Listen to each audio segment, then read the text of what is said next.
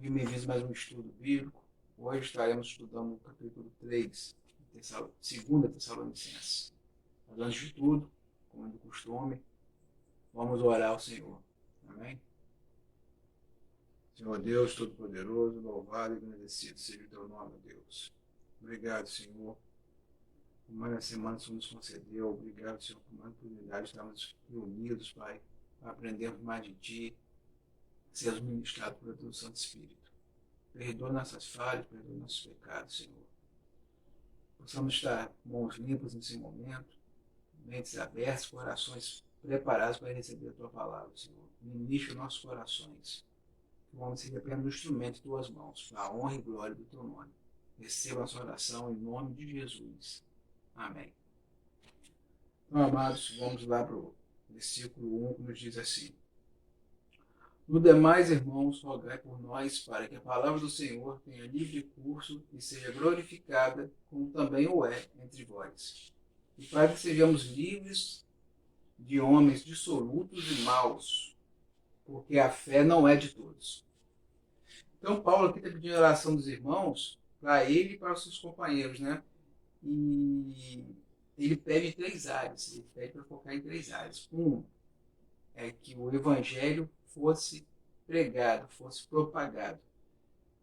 A segunda é que ele fosse bem aceito, né? E viesse a produzir transformação, tanto moral como espiritual, como aconteceu com eles mesmo, com os Tessalonicenses. Então, que orassem em prol disso, que o evangelho fosse bem aceito, produzindo essa transformação que aconteceu neles também. E o terceiro ponto que ele pede é para que Deus esteja preservando ele, os companheiros das pessoas mais, né, pessoas perversas. Porque o evangelho ele não é aceito por todos, nem todos creem na palavra.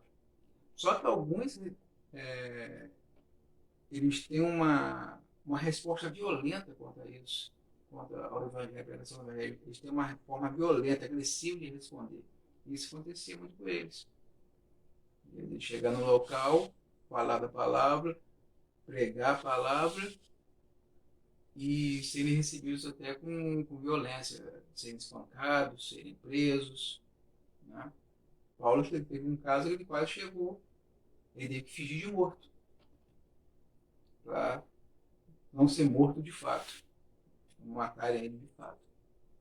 Amém? Então vamos adiante, vamos no versículo 3. Fala assim: Mas fiel ao Senhor, que vos confortará e guardará do maligno. E confiamos de vós no Senhor, que não só fazeis, como fareis o que vos mandamos. Ora, o Senhor encaminha o vosso coração na caridade de Deus e na paciência de Cristo. Então ele está dizendo que nós temos o quê? Que focar no Senhor, olhar para Deus, porque Ele é fiel, Ele nos guardará. E nessa confiança quanto à fidelidade de Deus, Paulo também acreditava que os Tessalonicenses iriam fazer o que foi ensinado para eles, como é agradável, da forma agradável, que é seguir os caminhos de Deus, e eles permaneceriam fazendo, não só fariam, como permaneceriam fazendo tudo que foi recomendado por eles. E é importante que eles entendessem que não poderiam desanimar, né? Que em meio a tantas perseguições não desanimassem, mas permanecessem tendo amor, um amor como o amor de Deus, amar como Deus ama. Melhor dizendo, amar como Deus ama e ter a mesma paciência, a mesma perseverança que Jesus teve. É fácil, né? De repente, em meio a tanta perseguição, a tanto problema, a pessoa desistir, esmorecer, né? Querer tomar um rumo mais fácil. Ele incentiva que eles continuem firmes no amor de Deus, amando como Deus ama e tendo a perseverança de Jesus diante de qualquer dificuldade. É isso que ele está incentivando aqui. Que o Senhor encaminhe o vosso coração na caridade de Deus, no amor de Deus, na paciência de Cristo, na perseverança de Cristo. Que Deus esteja fortalecendo. Deus vai capacitá-los, Deus nos capacita, nos mantermos firmes no Senhor. diante de qualquer dificuldade. Aí ficou bem explicado, né? Então vamos adiante no 6. Fala assim: Mandamos-vos, porém, irmãos, em nome de nosso Senhor Jesus Cristo, que vos aparteis de todo irmão que andar desordenadamente e não segundo a tradição que de nós recebeu.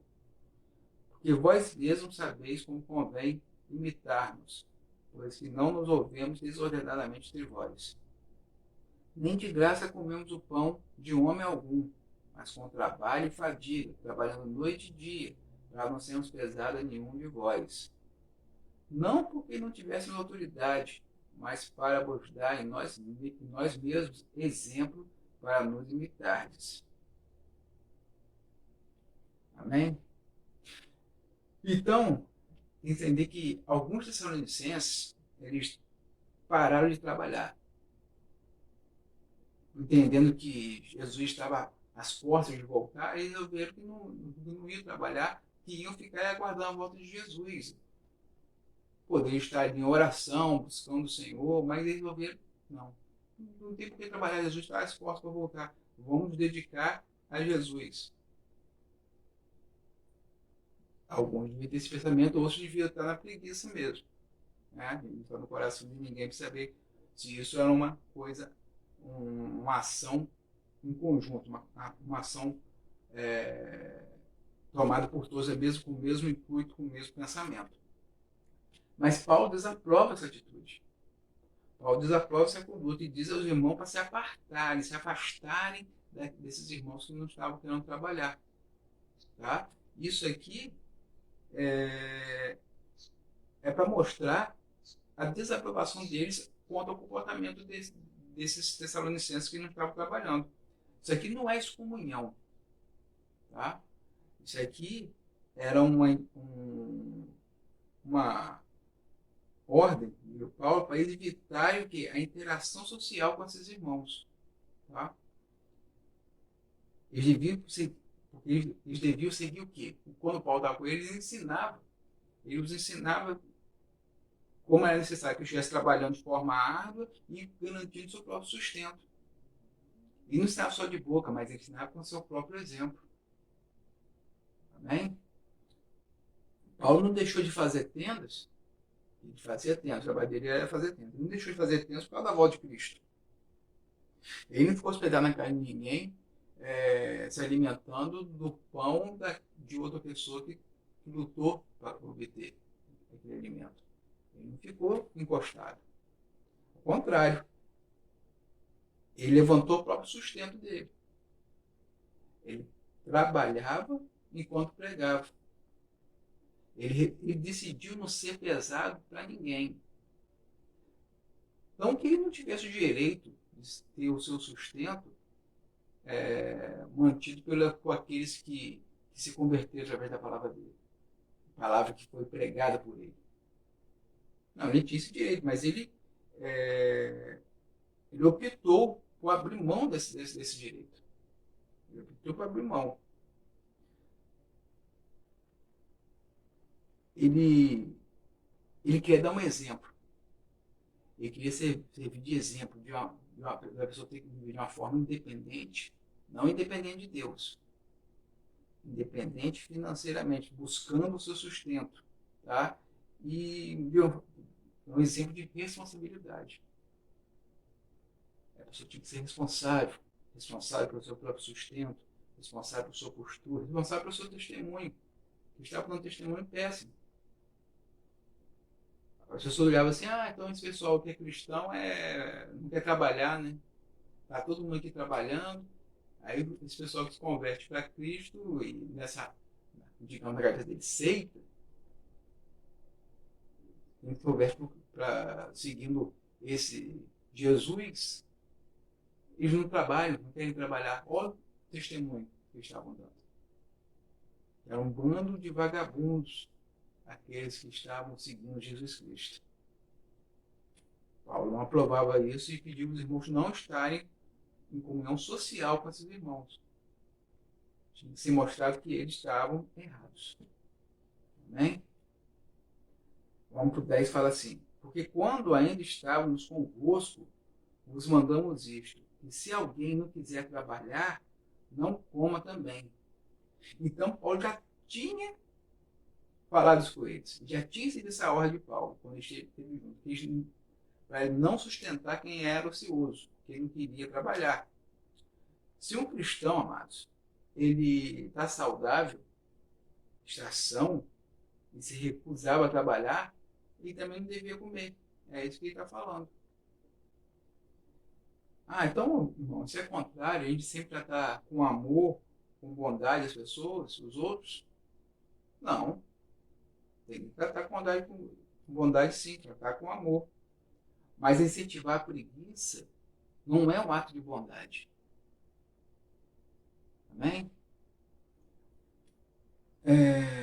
Eu não demonstro amor com aquele irmão que está no erro, confraternizando com ele, apoiando ele no erro. Eu demonstro amor para ele sendo fiel a Jesus, sendo fiel ao agir que é agradável a Deus. De que forma? Eu vou mostrar para ele o caminho que é agradável ao Senhor. Vou mostrar a ele o caminho que ele deve seguir. Caminho de acordo com as veredas de Jesus, com o que foi ensinado por Cristo. É isso que eu tenho que fazer. Não confraternizar e passar a mão na cabeça. Sempre com amor, mas mostrar a ele que você tem que ter uma postura fiel a Jesus, fiel ao que é agradável a ele, seguindo os caminhos do Senhor, seguindo o que é certo. E não a postura que eles estavam tendo. Amém? Vamos adiante no 11. Eles falam assim: porquanto ouvimos que alguns entre vós andam desordenadamente, não trabalhando, antes fazendo coisas vãs. A esses tais, porém, mandamos e exortamos o nosso Senhor Jesus Cristo, que trabalhando com sossego, comam o seu próprio pão. E vós, irmãos, não vos canseis de fazer o bem. Então, como a gente falei aqui antes, muitos estavam sem trabalhar, estavam ociosos, esperando a volta de Jesus, né? Sem fazer planos futuros, sem se preocupar com o dia da manhã em termos de você ter que trabalhar ter seu sustento. A gente tem que entender que a ociosidade acaba levando ao quê? Ao pecado. Quando eu falo de ociosidade, estou falando de descanso, de lazer. É coisa diferente. O cristão, quando está trabalhando, ele tem que trabalhar com afinco, trabalhar com seriedade, dar o seu melhor. Mas ele tem que ter um momento de lazer, de recreação, de descanso, tá? Que isso traz equilíbrio para a vida. Então ele tem que ter um momento de lazer. Aqui está falando de quem está vivendo na ociosidade mesmo, não quer trabalhar, certo? E esse irmão que não quer trabalhar, ele acaba sendo levado a pecar. A ociosidade leva ao pecado. Tem um ditado do mundo que fala cabeça vazia, oficina do diabo. E aqui está falando que os irmãos não estavam trabalhando, não estavam ocupados com seus afazeres, estavam começando a se ocupar com a vida dos outros, fazendo coisas vãs. E é isso mesmo.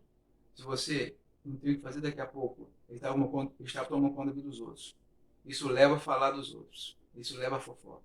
O que leva a fofoca leva a disse-me-disse, leva a dissensão. Dissensão leva a um racha entre as amizades, um fim de amizade. Briga. E vai embora. Ódio. E vamos embora. Olha a roda. Olha a bola de neve. Pode acarretar esse ato da ociosidade deles. Então, esses irmãos receberam a ordem de trabalhar.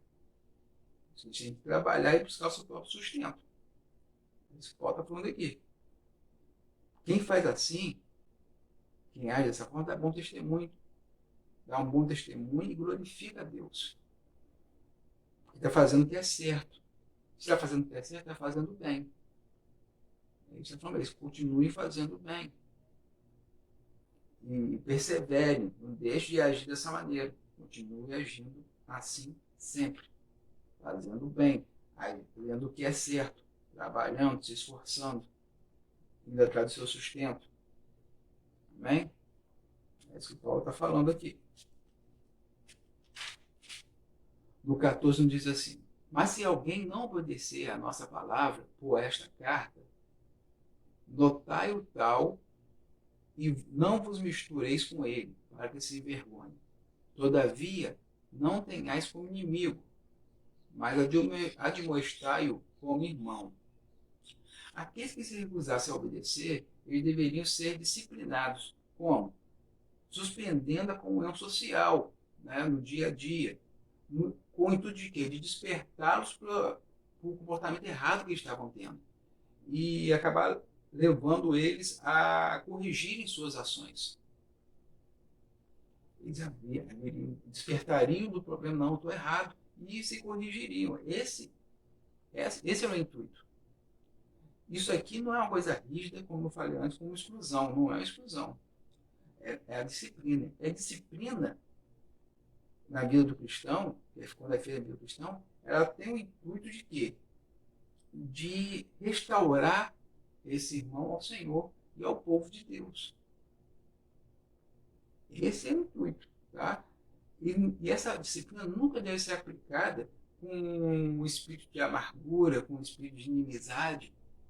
Deve ser feito sempre com amor, porque você está tratando com um irmão, não com um inimigo.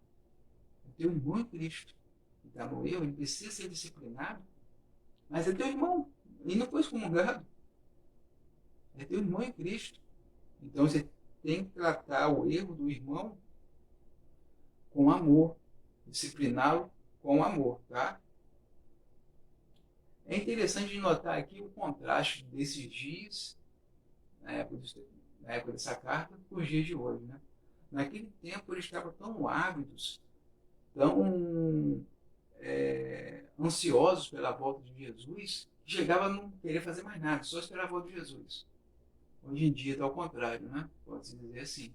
As pessoas, alguns estão tão ávidos com seus afazeres, estão ocupados com seus afazeres, estão ocupados buscando ganhar dinheiro, que perderam essa emoção, perderam essa ansiedade, né, pela volta de Jesus.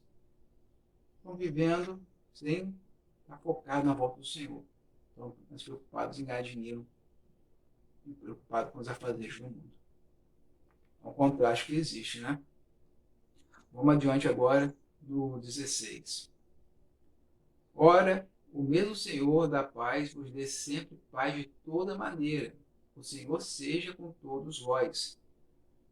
Então, Paulo está pedindo a Deus que ele pedindo que eles tenham a paz do Senhor em todas as circunstâncias. O mundo não pode oferecer nem tirar a paz que reside no coração do cristão através de Cristo. Essa paz ninguém pode mexer. E nós devemos tomar posse dessa paz em todos os momentos da nossa vida. Porque paz, amados, não é o fim das perseguições, não é o fim dos problemas. Isso não é paz. Paz é a serenidade do coração que vem da fé em Cristo, a fé em Deus. É a serenidade do coração que vem da fé em Deus e ela é independente de qualquer circunstância. Independente de qualquer problema, ela existe no coração do cristão. Isso é paz. Amém? O 17 nos fala assim: saudação da minha própria mão, de mim, Paulo, que é o sinal em todas as epístolas. Assim escrevo. A graça de nosso Senhor Jesus Cristo seja com todos vós. Amém. Então aqui Paulo termina saudando os Tessalonicenses com a graça do nosso Senhor Jesus Cristo. E ressalta, né, que ele escreveu esse final da carta de próprio punho. Tá? E isso seria como uma prova de autenticidade. Vocês lembram lá no capítulo 2, falando que muitos estavam falando que o Paulo, falando erradamente do ensino, falando que Paulo estava ensinando quanto a volta de Jesus ia ser naquele momento, que Paulo teve visão, ou estava falando que teve carta de Paulo escrita falando isso. Lá no capítulo 2 nós lemos, na semana passada. Então isso aqui está falando que essa carta aqui tem autenticidade. Isso aqui eu escrevo da minha mão aqui no final. Isso é prova da autenticidade. Isso que Paulo está falando aqui. que geralmente ele ditava a carta e uma pessoa escrevia, mas no final ele pegava a pena e ele mesmo escrevia para dar autenticidade à carta.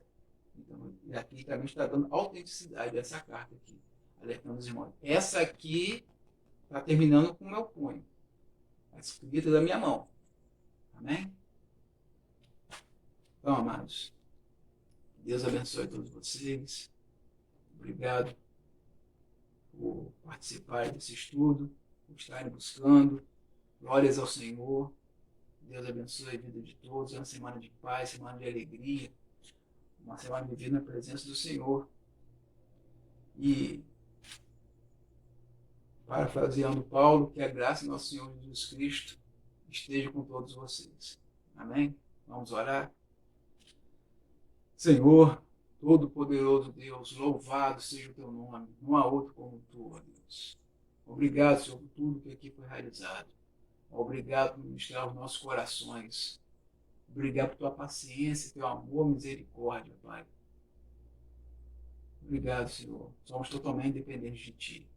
Reconhecemos essa dependência. Reconhecemos nossa fragilidade, nosso erro, nossos pecados. Contamos com a graça divina do Senhor, o teu amor. Pedimos o teu perdão por nossas falhas, no nome de Jesus Cristo. Pedimos, Pai, que o Espírito Santo esteja nos consolando, nos orientando, nos guiando, todo momento em nossas vidas. Possamos realmente sermos dependentes, não só de boca, mas dependentes de forma verídica, real, todos os dias, dependentes do Senhor, Pai. Obrigado por tudo, Senhor, nos dá semana de paz, semana de alegria. Abençoe cada irmão que está assistindo esse vídeo, abençoe suas famílias, que ele possa ser um instrumento do Senhor, boca de Deus para todos aqueles que o cercam. Que mais e mais pessoas possam ser alcançadas por tua graça, por tua misericórdia, Senhor. Muito obrigado, a Deus. Receba a nossa oração em nome de Jesus. Amém. Amém, amados. Fique com Deus. Até semana que vem. Tchau, tchau. Shalom. Restaura minha mente.